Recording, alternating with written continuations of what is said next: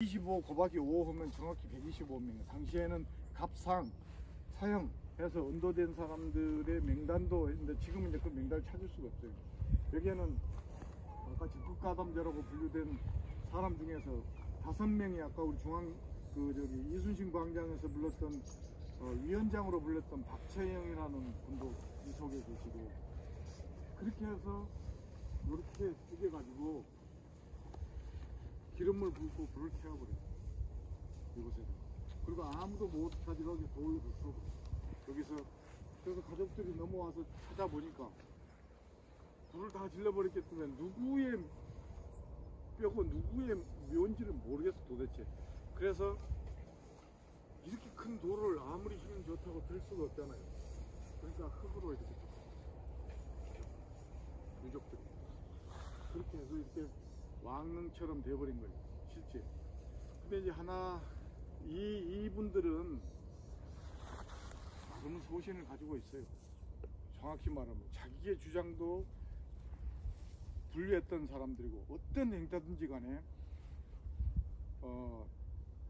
뜻을 뭘 펼쳐서 그랬지 이분들의 생각이나 한 것은 아직도 미완성이, 아직도 해결되지 않았고, 여전히 분단으로 남아있고, 여전히 큰 힘 센 놈들은 여전히 우리 대한민국 한반도를 여전히 둘러싸고 여전히 아직도 풀리지 않는 수수께끼로 남아있지만 풀어야 될 숙제예요.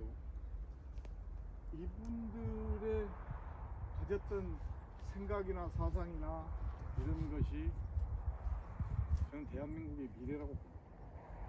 이것을 풀어야지만이 길은 열릴 수밖에 없어요. 아주 그럴싸하게 하지만은 과연 그게 해결됐는지 여부는 되물어보고 싶어요. 항상 매번 되물어보고 하는데 이 소리와 이 소리는 달라요. 똑같이 들립니까? 전혀 다르게 들려요. 형제묘를 쓸 때 쓴 이유가 있어요. 무슨 돌을 이렇게 막 무슨 무궁화를 저렇게, 정말 제가 욕을 잘하는데 저렇게 옳지 않고, 저게 원래는 이 묘로 올 때는 저렇게 돌아서 왔어요. 이렇게 원래 길이. 근데 자꾸 이렇게 비가 오면은 이 묘를 자꾸 이렇게 깎아보고 이렇게 비가 와서 자꾸 그래서 시에다가 요청을 했어. 이렇게 좀 만들어줬으면 좋겠다. 계단식으로 이걸 좀 정비를 해줬으면 좋겠다. 그래서 이제 그렇게 아주 친절하게 말했잖아요. 평상시에는 그렇게 막 아주 이렇게 해서 하지 않고 막 가서 막 했는데 다행히 통과가 됐어요. 그래서 이제 이왕 한 김에 숟가락 하나만 더 넣읍시다. 여기 찾아올 때 참 넣을 데가 없어. 그래서 아주 정말로 아주 간소하게 좀 해주시는데, 이렇게 무슨 두껍게 이런 돈이 있었으면 좀 반 잘라고 주지. 그러면서 이 형제묘가 뭔지를 설명을 해놨어요. 어떻게 해서 어떻게 했다라고 설명을 쭉 했는데, 이 속에는 박채영, 박소로, 박채현이라고 하는 3형제가, 한 사람 저기서 죽고 두 분은 여기서 죽고, 이 가족들이 여기 걸쳐두고 그랬어요. 지금은 이제 동사무소에서 적극 가담자라고 불리던 125명이 쳐줘 이렇게 적어놨어요. 그래서 그런 의미로, 그러니까 자기들한테 호객해가 될까봐 자기 돈을 들여서 진남 석재에 가서 똑같은 돌로 해서 이렇게 박아봤어요. 그것을 보지 말아라. 여순 사건의 그냥 현 주소라고.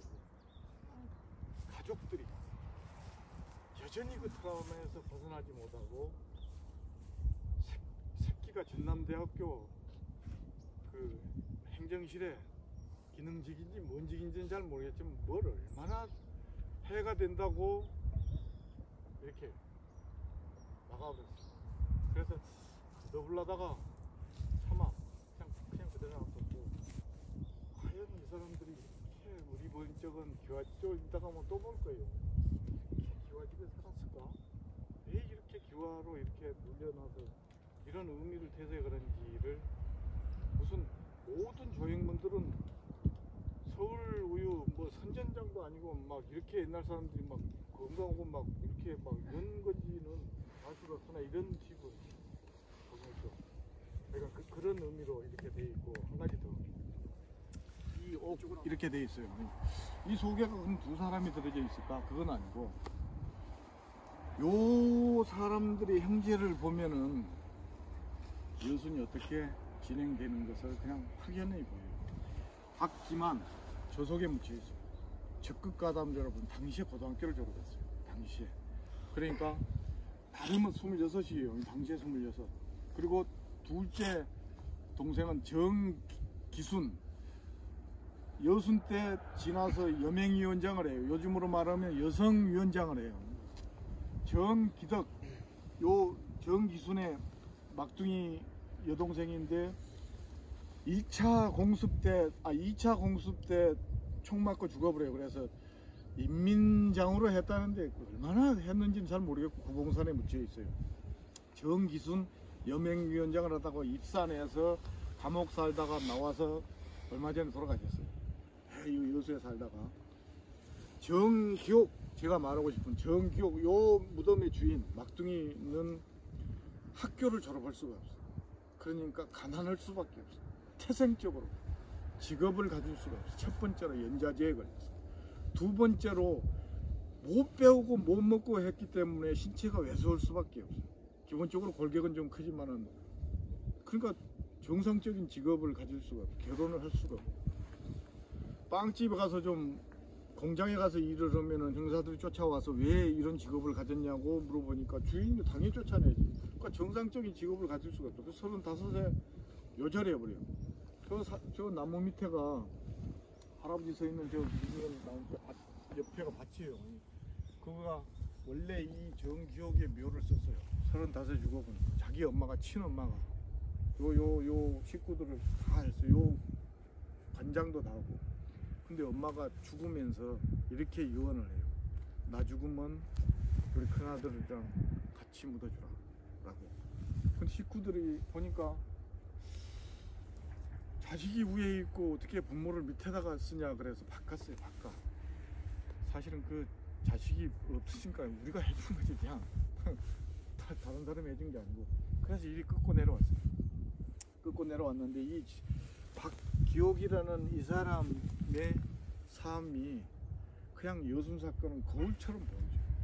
이렇게 살다가 죽었어요. 그리고 이 사람이 뭘 잘못했고 뭘 도대체 뭘 때문에 그래야 되는지는 자기가 아무런 자기 의지하고는 전혀 관계없이 그냥 흘러가버렸어요.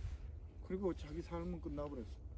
태생적으로 그렇게 태어나서 태생적으로 그렇게 죽었어요. 그냥 그것이 그냥 여순 사건의 거울이에요. 거울. 그러면서 여기에 묻혀있어 혼자. 그래서 그나마 자기 아까 둘째 누나가 첫째 누나가 비석은 2개 좀 같이 해줬으면 좋겠다 오성아. 그래서 이렇게 만들어놨어요. 이분의 삶이 그냥 생존해 있는 여순의 그냥 아픈 거울이라고 보면 돼요.